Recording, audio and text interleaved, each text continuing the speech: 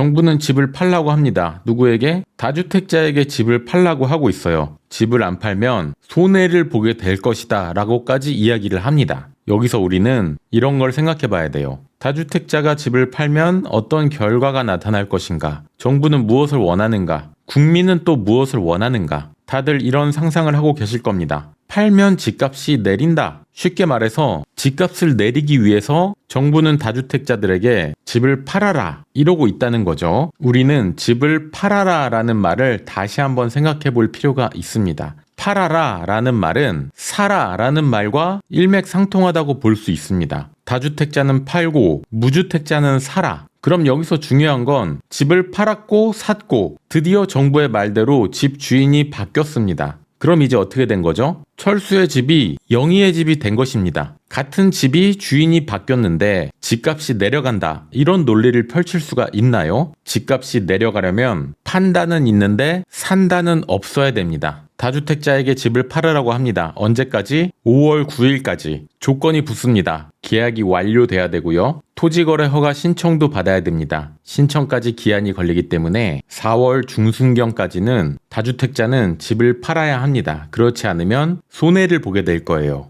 다주택자가 손해를 안 볼 수 있는 시간 2달 남았습니다. 다주택자는 결정을 해야 돼요. 집을 팔지 안 팔지, 손해를 볼지 안 볼지 결정을 해야 됩니다. 집을 안 팔기로 했거나 안 팔리면 어떻게 되는 거죠? 2달 후면 모든 게 결정이 됩니다. 2달이 지났습니다. 그리고 5월 9일이 넘어 5월 10일이 된 거예요. 다주택자는 손해를 보기 시작합니다. 매년 보유 세금이 높아졌고 돈이 없는 다주택자들은 세금 부담이 됩니다. 양도세도 중과가 시작됐어요. 팔면 수익이 대부분 세금으로 나갈 정도로 무서운 세율입니다. 다주택자는 머리를 굴립니다. 언제부터? 지금부터. 언제까지? 5월 9일까지. 팔든 못 팔든 안 팔든 결정은 납니다. 그리고 안 판 다주택자들은 손해를 감수할 수 있는 다주택자들입니다. 드디어 5월 10일이 되었습니다. 다주택자들의 생각이 하나로 모이게 됩니다. 안 팔어 또는 못 팔어. 결국에는 매물이 없어집니다. 집을 사라고 했는데 사지 않은 무주택자는 그대로 무주택자로 남습니다. 다주택자의 집을 산 1주택자는 실거주 1주택자로 남습니다. 집을 안 판 다주택자의 매물은 시장에서 없어집니다. 3가지 부류의 주택 거주자가 있습니다. 1주택자, 이번 게임에서 사지도 팔지도 않았습니다. 무주택자, 이번 게임에 정부의 말대로 집을 사서 1주택자가 되는 사람이 있고 사지 않고 임차인으로 남은 사람도 있을 겁니다. 다주택자, 이번 게임에 정부의 말대로 집을 판 다주택자가 있고 안 팔기로 결정한 다주택자도 있습니다. 시청자분들 중에서는 집값이 잡히길 원하는 분들도 있을 거예요. 잡힌다? 얼마까지 내려야 잡히는 거죠? 집값이 내리길 원한다 정도로 이야기해 보겠습니다. 집값이 내리려면 팔 사람이 많고 살 사람이 없어야 됩니다. 자, 정리를 해보겠습니다. 5월 9일 이후에는 다주택자들이 집을 안 판다. 팔 사람이 줄어들기 때문에 집값이 오를 가능성이 있습니다. 그러면 중요한 건 살 사람이라도 줄어들어야 집값이 잡힐 가능성이 있습니다. 5월 9일이 지나면 살 사람이 줄어든다는 전제가 성립되어야 집값이 잡힙니다. 2026년 부동산 최고 이슈, 다주택자의 양도세 중과. 2026년 5월 9일 그날은 옵니다.